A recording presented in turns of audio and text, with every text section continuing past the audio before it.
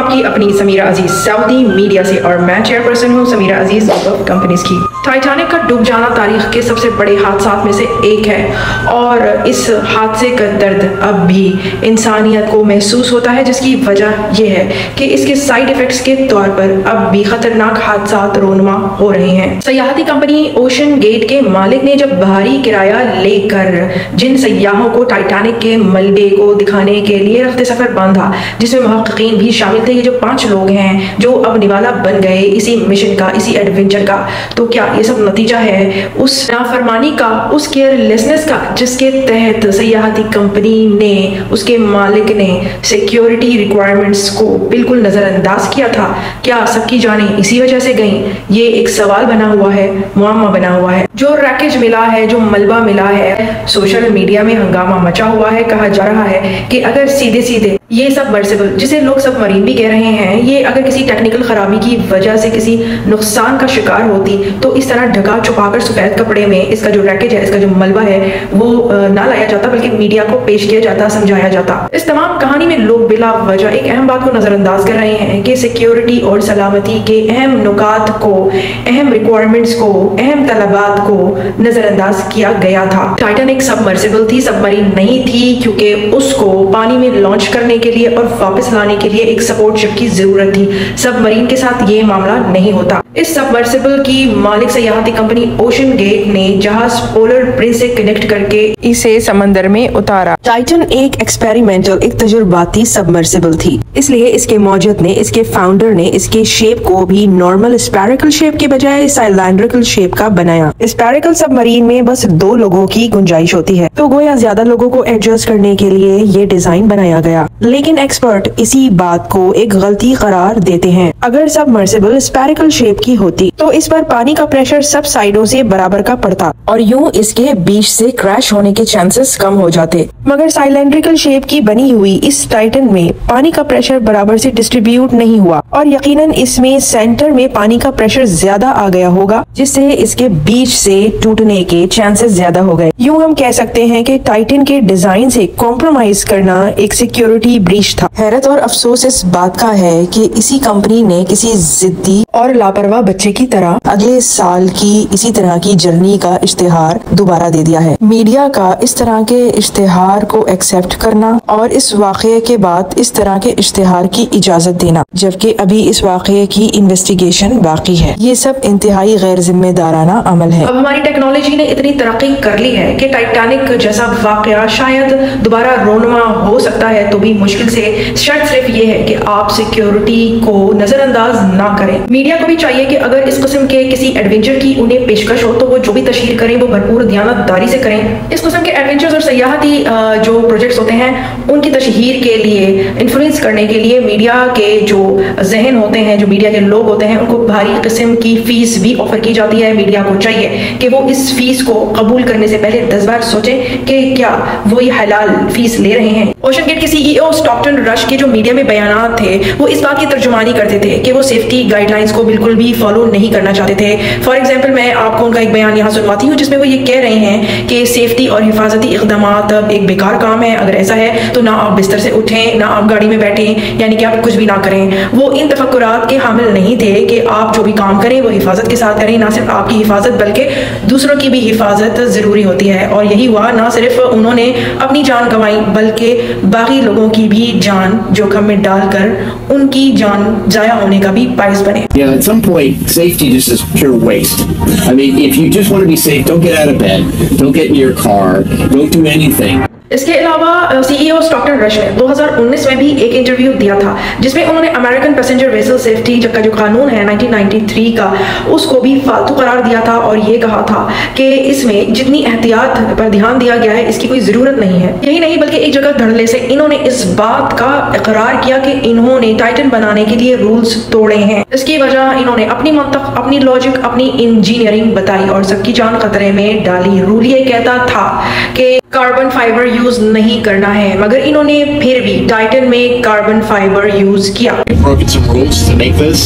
I think I've broken them with logic and good engineering behind me. The carbon fiber and titanium. तो carbon fibre का इस्तेमाल इन्होंने जानते बूझते किया, role तोड़ा। कार्बन फाइबर क्या है मैं आपको यहाँ बताती हूँ। ये दरअसल एक नामियाती मसनूई पॉलीमर है जिसे फिलामेंट्स या तार भी कहते हैं, जो एक साथ जब मोड़ा जाता है या वोवन किया जाता है तो ये मजबूत हो जाता है। ज्यादातर सबमर्सिबल्स और सबमरीन के जो बैरूनी ढांचे होते हैं वो बुनियादी तौर पर स्टील से बने होते हैं। अंदरूनी तौर पर इसमें जो धात या मेटल शामिल होता है वो अल्युमिनियम इस्तेमाल किया जाता है और इस तरह इजाफी सपोर्ट फराहम की जाती है। CEO स्टॉकटन रश ने मटेरियल के साथ छेड़खानी की थी और कार्बन फाइबर गहरे समंदर के पानी में शदीद प्रेशर को झेल न सका। अपनी सबमर्सिबल टाइटन में उन्होंने बस नाम का ही टाइटेनियम इस्तेमाल किया और निकल खड़े हुई टाइटैनिक के मलबे को देखने और दिखाने। टाइटन इससे कबल 10 जर्नीज कर चुका था टाइटैनिक के मलबे तक पहुंचने की, लेकिन इन जर्नीज के जो साबिक पैसेंजर थे उनकी राय टाइटन को लेकर कोई मुस्बत नहीं थी। जैसा कि मैंने आपको अपनी पिछली वीडियो में भी बताया था कि इस तरह की जो टूरिज्म कंपनीज होती हैं वो मीडिया के लोगों को रागिब करती हैं, ऑफर करती हैं कि वो इन जर्नीज के बारे में अपनी फीलिंग्स लिखें और रिपोर्ट करें। इस तरह की कवरेज की एक ऑफर मुझे भी हुई थी जो कि मैंने मना कर दी थी। ठीक इसी तरह media person TV presenter David pope, जो कि एक अमेरिकी टेक्नोलॉजी और साइंस राइटर भी हैं, उन्हें भी ऑफर की गई। लेकिन जब वो CEO स्टॉकटन रश के दावों का जायजा लेने के लिए सबमर्सिबल में बैठने गए तो घबरा गए, क्योंकि उनको ऐसा लगा कि ये तो आबेल मुझे मारने के मुतरादिफ है। उन्होंने देखा कि सबमर्सिबल में जो सपोर्ट करने वाला स्ट्रक्चर था वो गल सड़ चुका था, तो ये कभी भी टूट फूट का शिकार हो सकती थी। इसमें बाकायदा कैंपिंग में यूज होने वाले लाइट्स और हैंडल लगे हुए थे और प्ले स्टेशन के कंट्रोलर से इसको चलाया जा रहा था। उनको जो दावे में बताया गया था वो उससे यकसर मुख्तलिफ था, तो वो सख्त डर गए। फिर पूरी डाइव में कोई न कोई मसला पैदा होता रहा। सबसे अहम मसला ये हुआ कि 5 घंटों के लिए राब्ता मुनक़ता हो गया, कम्युनिकेशन फेलियर हुआ और यही इस आखिरी बार भी हुआ था जो टाइटन की आखिरी डाइव बन गई। जर्मन एडवेंचरर आर्थर लोबेल का तजुर्बा तो इससे भी बुरा हुआ था। उन्होंने टाइटन ट्रिप्स को जानते बूझते अपनी जान गंवाने का मिशन करार दिया, क्योंकि उनके टाइम पर टाइटन का एक पुर्जा ही अलग हो गया था। लेकिन CEO स्टॉकटन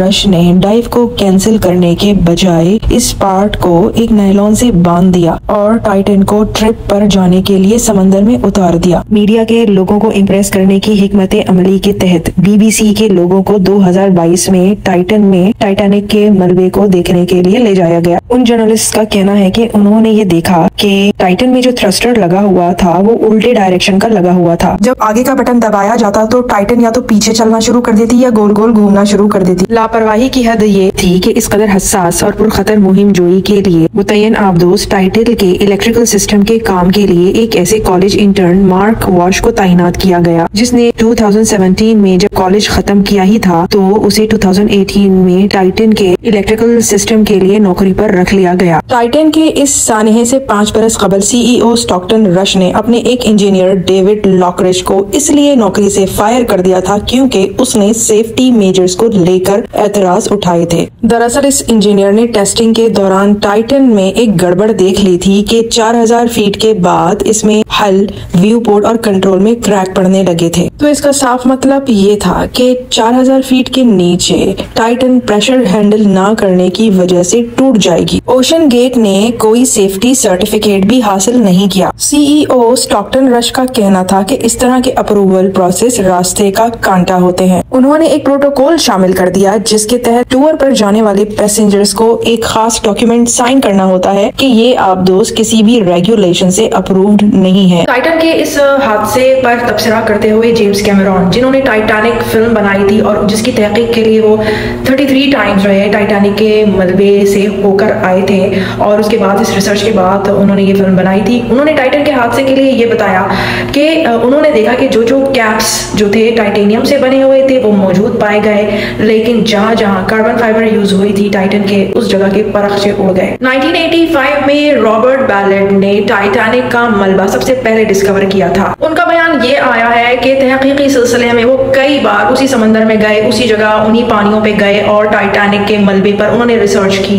लेकिन ऐसा कभी नहीं हुआ कि सवारी का व्हीकल उन्होंने इस तरह खो दिया हो। वो जिन व्हीकल्स में, जिन सबमरीन्स में जाकर पानियों में अपनी तहकीक के लिए उतरते थे उन व्हीकल्स का, उन सबमरीन्स का जो ढांचा था उसमें कार्बन फाइबर शामिल नहीं होता था। इन सब बातों से ये जाहिर होता है कि कार्बन फाइबर एक गलत चॉइस थी, जिसकी वजह से स्टॉकटन रश ने न सिर्फ अपनी जान गंवाई बल्कि और सब लोग भी अपनी जान से हाथ धो बैठे। कार्बन फाइबर के इस्तेमाल के साथ स्टॉकटन रश की सबमर्सिबल का ढांचा तजुर्बाती लेवल का था। स्टॉकटन रश ने इसकी डिजाइनिंग करते हुए एक बहुत बड़ा रिस्क लिया था, क्योंकि कार्बन फाइबर समंदर की तहों में जाकर किस किस्म की खुसूसियात का हामिल निकलेगा, वो इतना प्रेशर बर्दाश्त कर पाएगा या नहीं, इसका पता नहीं था। चुनाचे ये तजुर्बा नाकाम हुआ। टाइटन की मेन बॉडी उन्होंने कार्बन फाइबर से बनाकर इतना खतरनाक खेल खेला, क्योंकि अमूमन सबमर्सिबल और सबमरीन की जो मेन बॉडीज होती हैं वो स्टील की होती हैं और उनमें जो धातें होती हैं वो टाइटेनियम और एल्युमिनियम वगैरह की इस्तेमाल की जाती हैं। इसलिए ये कहा गया है कि इतने हाई प्रेशर के बाद जबकि सबमर्सिबल बिल्कुल गहराई में जा रही थी तो वो इम्प्लोड हुई। इम्प्लोड होने का मतलब है कि